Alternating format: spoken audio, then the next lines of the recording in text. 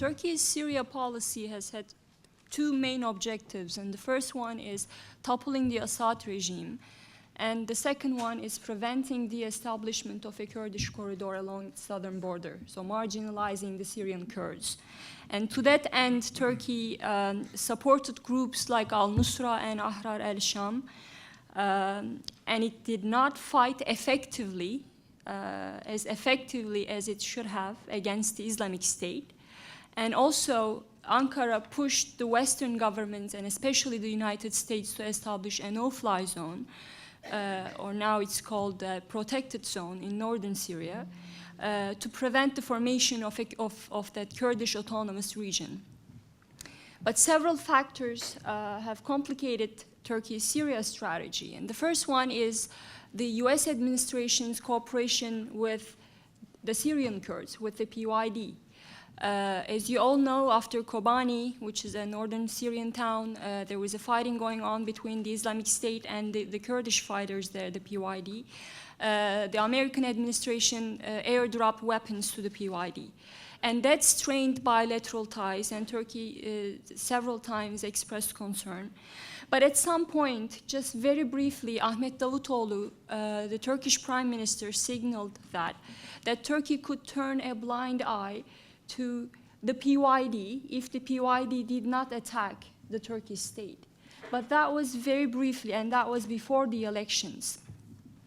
But since the breakdown of the ceasefire between the PKK and Turkey that has been going on since 2013, Turkey has bombed the PYD targets in northern Syria in October.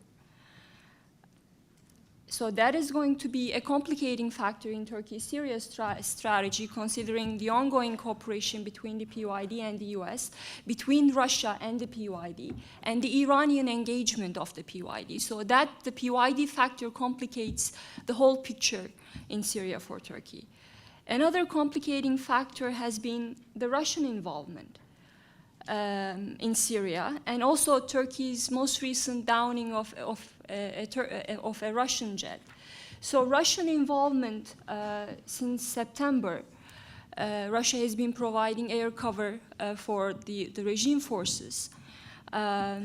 Its involvement in Syria had already made a no-fly zone or a protected zone in northern Syria very difficult to achieve.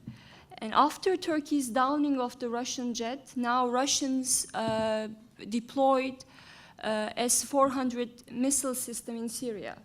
So that's going to make a no-fly zone, the idea of a no-fly zone, almost impossible. But that's not the only problem. There's already been a lack of a political will on the part of the Western governments. Mr. Obama at the G20 summit already signaled Washington's unwilling to establish a no-fly zone or a protected zone. So this is the picture and the complicating factors for Turkey's Syria policy.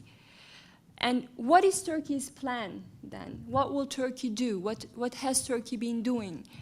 There are no prospects of a no-fly zone, and the PYD has been gaining ground. It's been working closely with the US, with Russia, with Iran. So, and also, especially after the attacks in France, the Islamic State attacks, the Western focus is now completely on the Islamic State.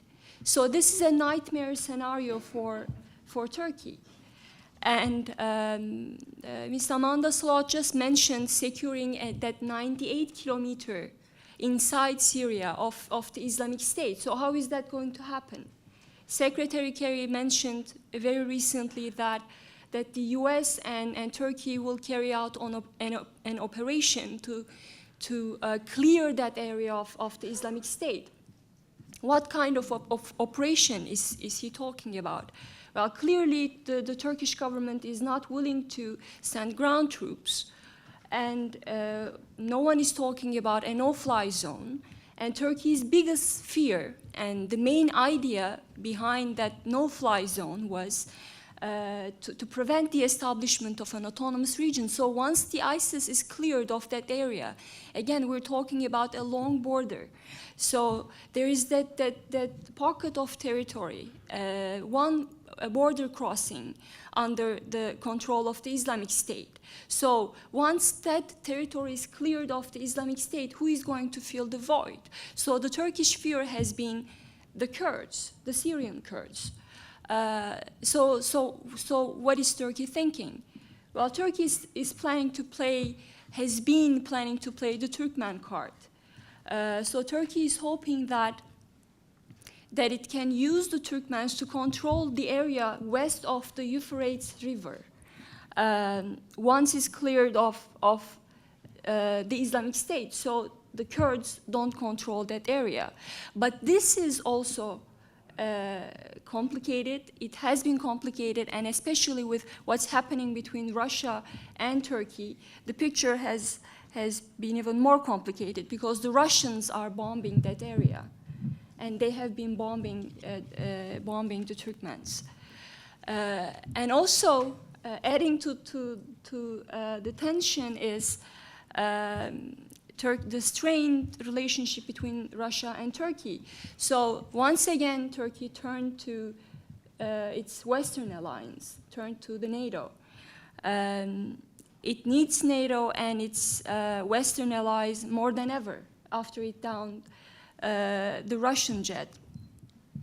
And Russians and the regime are getting more aggressive. They're expanding their operations, especially in the Turkmen-controlled area.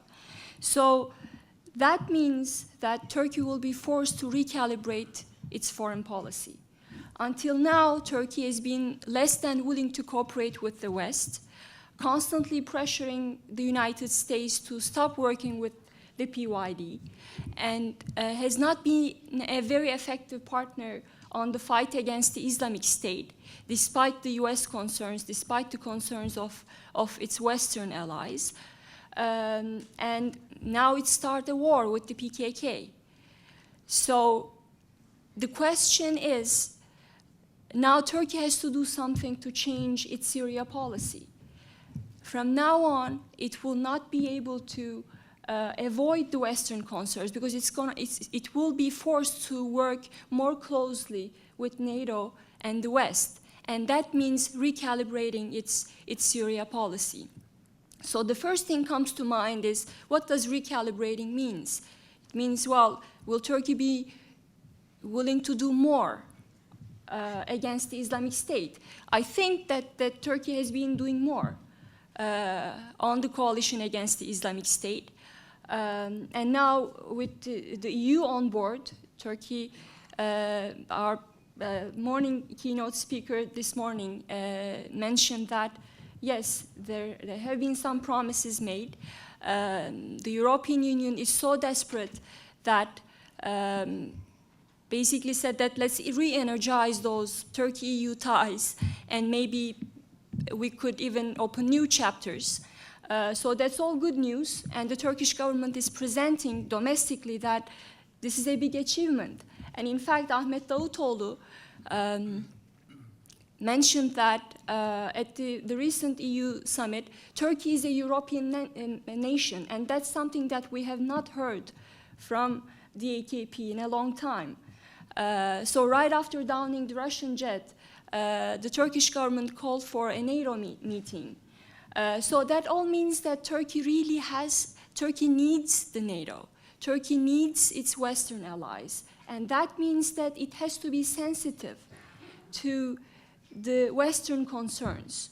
So with regard to the Islamic State, I think for a long time it was a matter of a lack of political will on the Turkish side.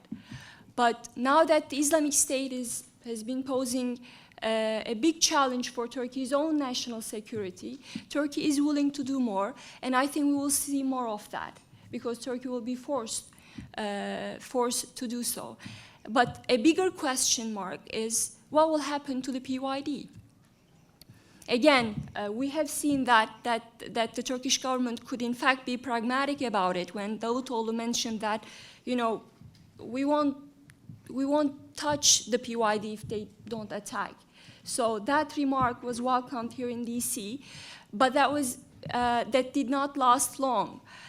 So the question is, now that there is a conflict, a fighting going on with the PKK, and many people we have heard that from the panelists of the first panel, are not quite hopeful about the future of the Kurdish question in Turkey. Can Turkey really recalibrate its PYD policy? When it's bombing its PKK targets domestically and in northern Iraq, can it really work with the PYD, even behind the scenes? So that is the question, and I think that's going to be one of Turkey's many dilemmas in Syria, and I'll stop there. Thank you. Ambassador.